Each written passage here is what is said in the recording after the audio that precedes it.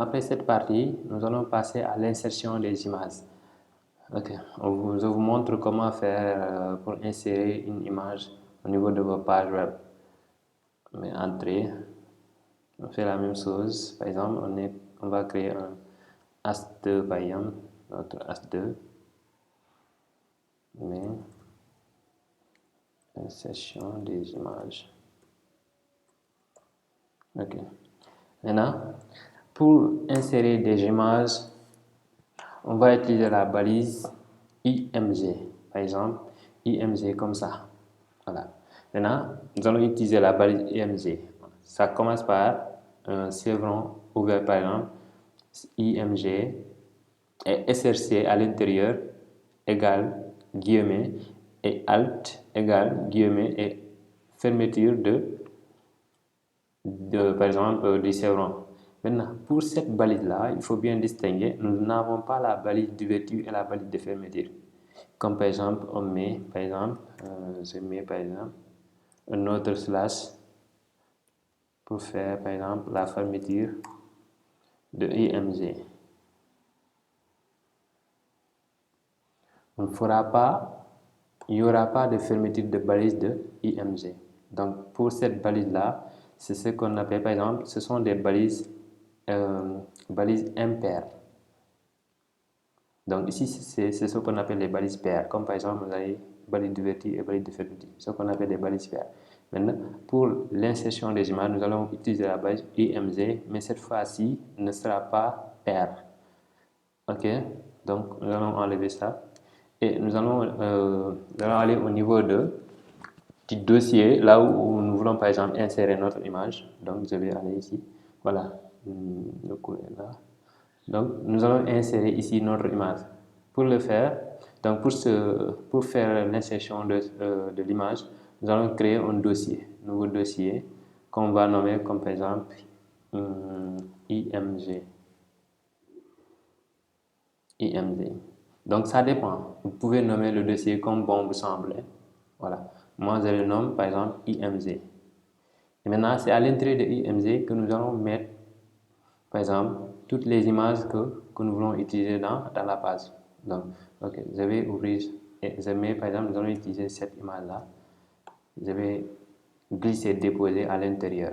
Donc, si vous entrez à l'intérieur, vous allez voir que l'image est là. L'image se nomme, par exemple, image. Maintenant, ce qui est plus intéressant ici, c'est le point JPG. C'est très intéressant aussi. Donc, il faut penser à ce point JPG. C'est ok. C'est l'extension, ce qu'on appelle une extension. Point. Le point est là, le point JPG. C'est très intéressant. Et je vais vous montrer pourquoi le point JPG est très intéressant. Ok. Maintenant, ici, nous allons faire par exemple un slash. Vous avez vu que ici, j'ai vu le chemin. Ici, nous allons insérer IMG.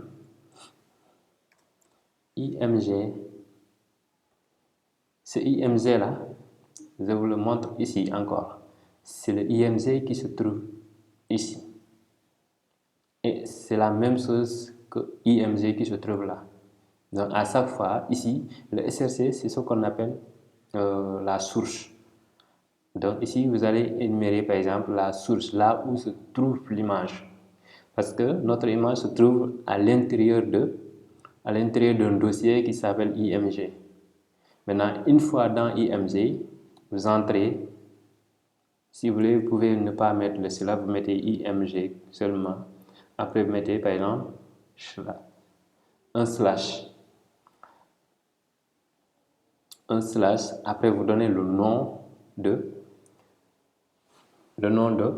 votre image. Par exemple, notre image s'appelle image point jpg.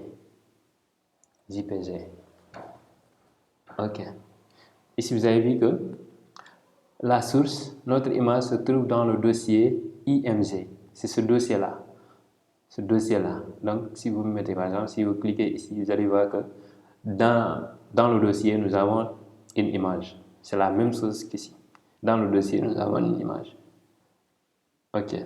Donc, puisque notre fichier index est là, le fichier index est là, Et nous avons créé un autre dossier pour les images. À l'intérieur du dossier, on a inséré notre image. C'est la même chose ici qu'ici, par exemple. On a notre fichier index qui est là. Et à l'intérieur, par exemple, à l'intérieur de cette partie-là du document HTML et CSS, on a notre fichier index. Et on a encore un autre document qui s'appelle IMG. Le document IMG, c'est le dossier là où on va mettre les images. OK? Maintenant, après ça, on a mis par exemple JPG. Donc, ce JPG là est très intéressant parce que c'est le JPG qui se trouve ici. Par exemple, si ici, on a un autre, par exemple, une autre par exemple, extension, par exemple, de PNG, on n'allait pas mettre ici JPG. On va respecter la même chose que l'image. Donc, nous allons respecter l'extension de l'image. Si vous avez PNG, vous allez mettre ici .png. Si vous avez JPG, vous allez mettre ici JPG. Si vous avez par exemple le nom par exemple GIF, vous allez mettre ici GIF. Donc à chaque fois que vous mettez par exemple le nom aussi sera respecté, sinon ça ne va pas venir. Ok. Maintenant après on enregistre et on actualise au niveau du navigateur. Vous avez vu, notre image est là. Voilà, vous avez vu, l'image est là. Mais notre image, voilà, vous avez vu, l'image est là. Ok. Maintenant, c'est ici que nous allons toucher un peu sur la notion de CSS. Ok. Ici, pour le moment, on va mettre le CSS directement ici. On met style, ou bien pas la peine de style, on met width. On met, par exemple, le width à 100% pour voir. Voilà. Ok. Ici, on a le width à 100%. Donc, vous avez vu, l'image est là. Et ne vous inquiétez pas sur ces widgets-là. Je vais vous montrer ça dans la partie CSS. Ok. On met width 100%. Cela veut dire que l'image va prendre l'intégralité de la page. Donc, il ne va pas déborder. La dernière fois, on a vu que voilà, l'image était un peu débordée. Donc, ce width 100% là va permettre l'image de prendre l'intégralité de la page. Ok. Maintenant, si on essaie de changer ici un peu, on met, par exemple, au lieu de mettre JPG, on met PNG. PNG. Vous allez voir qu'on ne va pas trouver l'image. On actualise, voilà.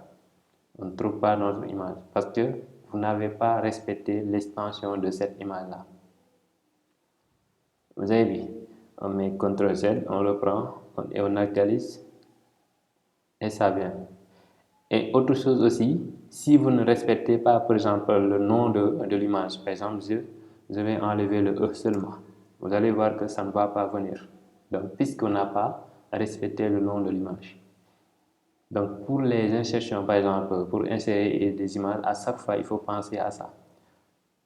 Il faut penser au document, là où vous avez inséré l'image et le nom aussi de l'image. L'extension aussi, ça fait partie. Donc, sans ça, vous ne verrez pas les images que vous insérez au niveau de vos pages.